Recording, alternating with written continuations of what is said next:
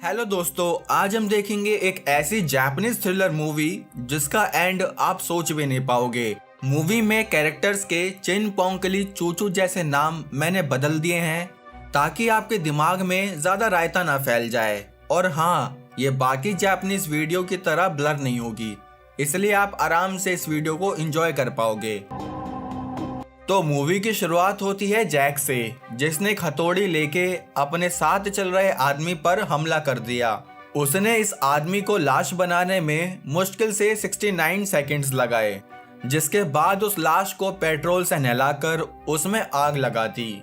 लेकिन जैक ने ऐसा क्यों किया, इसके पीछे का सच आपको आगे पता चलेगा। अब यहाँ से सीन मूव हुआ जहाँ एक कार में ये तीन वकील विलियम, टॉम और स्कॉट बैठे थे।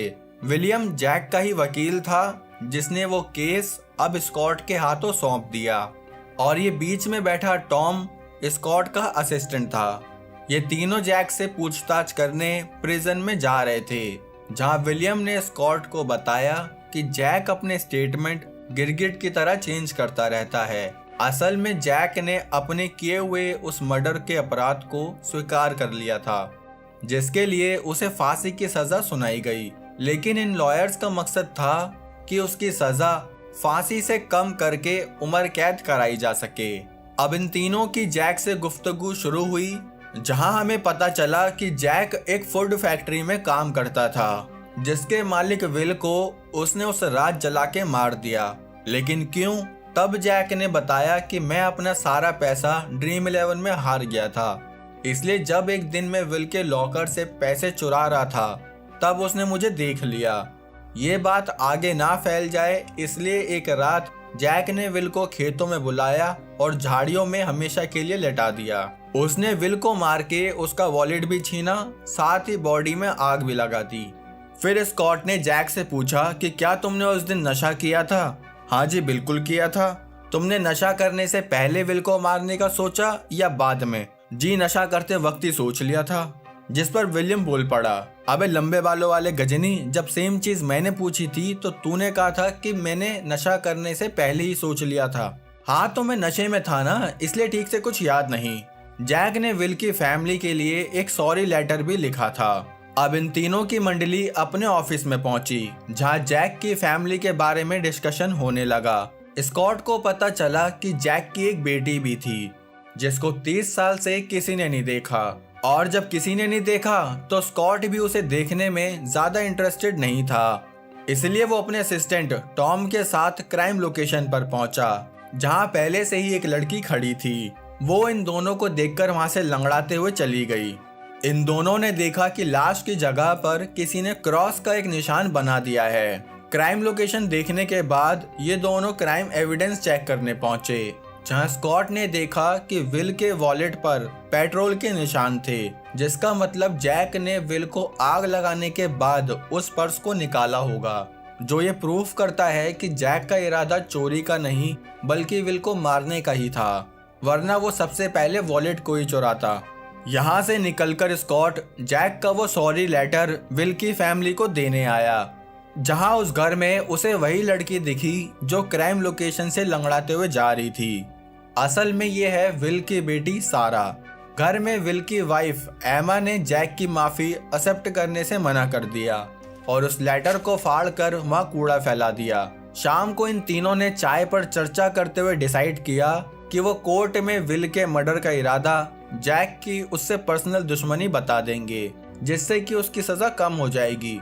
अगले दिन ये तीनों फिर से जैक से मिलने पहुंचे, जहां विलियम ने दोबारा हमारे गजनी बाबा से कहा कि तुमने अपने इंटरव्यू में फिर से एक नई स्टेटमेंट दे दी। असल में जैक ने अपने एक इंटरव्यू में कहा कि विल की वाइफ एमा ने उसे विल का मर्डर करने के लिए पैसे दिए थे, जिससे उसकी वाइफ को इंश्योरेंस का सारा पैसा मिल जाए, और इस काम के लिए एमा ने जैक को ईमेल पर कांटेक्ट करके मोटा पैसा भी ट्रांसफर किया था। ये सुनकर अगले ही दिन स्कॉट ने कोर्ट में पिटीशन डाली कि वो अगली सुनवाई में जैक की बैंक स्टेटमेंट और उस ईमेल को सबूत के तौर पर पेश करना चाहता है, जिसके लिए ज्यूरी भी मान गए। इसके बाद स्कॉट जैक के घर पहुंचा, जहां उसकी मकान मालकिन ने बताया कि कभी कभी जैक से मिलने सिर्फ एक लड़की आया करती थी जो बेचारी ठीक से चल भी नहीं पाती थी। स्कॉट ने पूछा, क्या इसकी तरह? अरे नहीं नहीं बेटा, उस बेचारी के तो शायद पैरों में दिक्कत थी।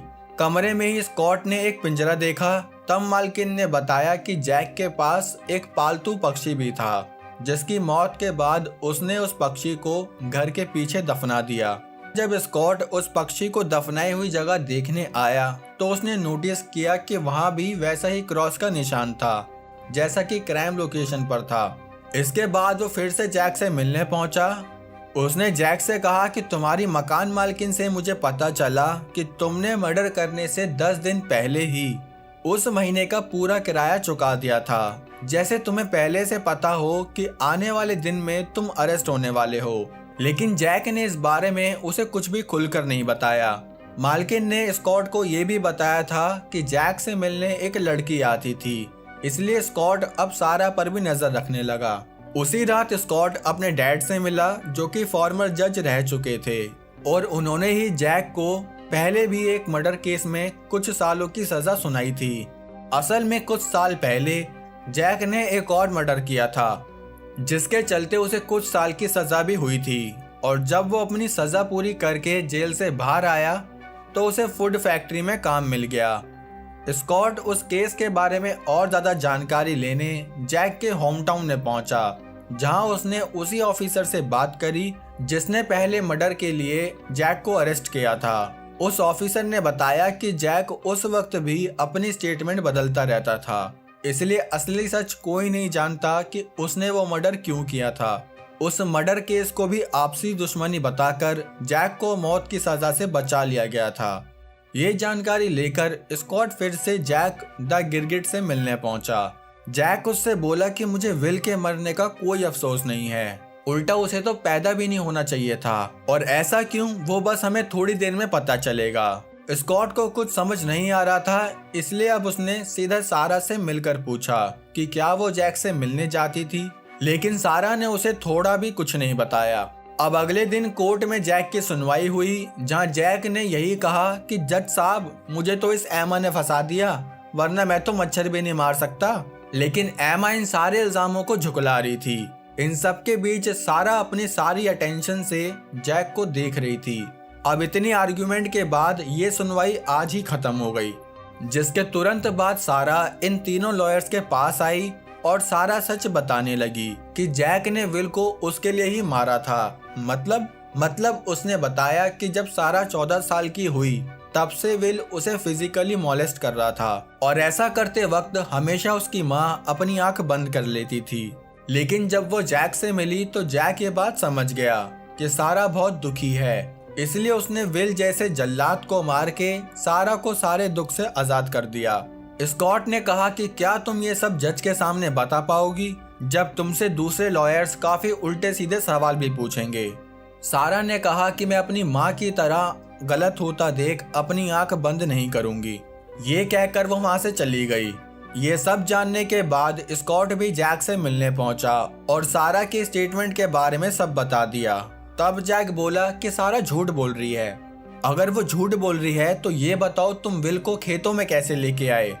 असल में विल बेकार क्वालिटी के आइटम्स पर फेक लेबल लगा के उन आइटम को बेच देता था, जिसमें उसकी मदद मैं भी कर रहा था। इसलिए उस दिन वो मेरे साथ खेतों में आ गया।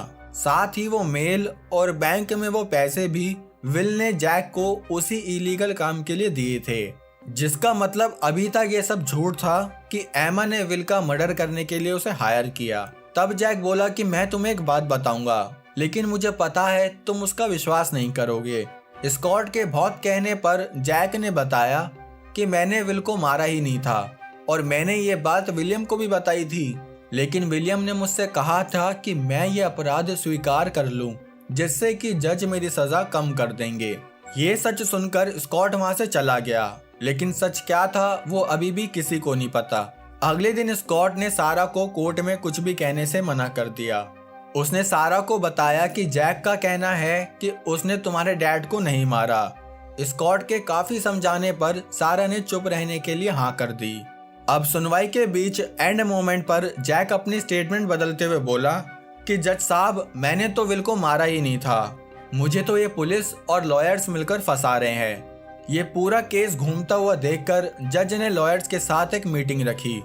थोड़ी देर बाद सुनवाई फिर से शुरू हुई, जिसमें जज ने अपना फैसला सुनाया कि सारे सबूत और गवाहों को मद्देनजर रखते हुए ये अदालत इस नतीजे पर पहुंची है कि विल का मर्डर जैक ने ही किया था, जिसके लिए उसे फांसी की सजा सुनाई जाती है। ये देखकर जैक के चेहरे पर एक राहत थी, जिसके बाद उसने स्कॉट से भी हाथ मिलाया। सारा भी मायूस चेहरे के साथ उसे जाते हुए देख रही थी।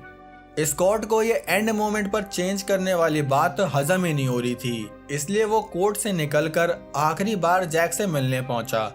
स्कॉट ने जाते ही उससे कहा कि तुमने अपने स्टेटमेंट इसलिए चेंज किया ना, ताकि कोर्ट में सारा से कोई भी उस पर हुए जुल्म के बारे में उल्टे सीधे सवाल ना पूछ पाए।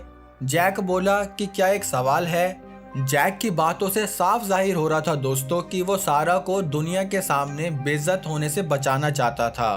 फिर उसने स्कॉट से अपने आखिरी शब्द कहे कि काश मैं पैदा ही नहीं हुआ होता। मेरे परिवार के सभी लोग मुझसे एक एक करके दूर हो गए। मेरे पहले मर्डर के बाद मेरी बेटी ने भी मेरा साथ छोड़ दिया, और जब मैं अपनी सजा काट कर जेल से बाहर आया तो विल की फूड फैक्ट्री में काम करने लगा, जहाँ सारा से मिलकर मुझे मेरी बेटी की याद आ गई। और मैं सारा के चेहरे की उदासी से समझ गया कि जरूर उसके साथ कुछ गलत हो रहा है। इसलिए मैंने और सारा ने मिलकर विल को जान से मार दिया। सारा ही विल को खेतों में लेकर आई, जहां उसने विल को मार के जला दिया।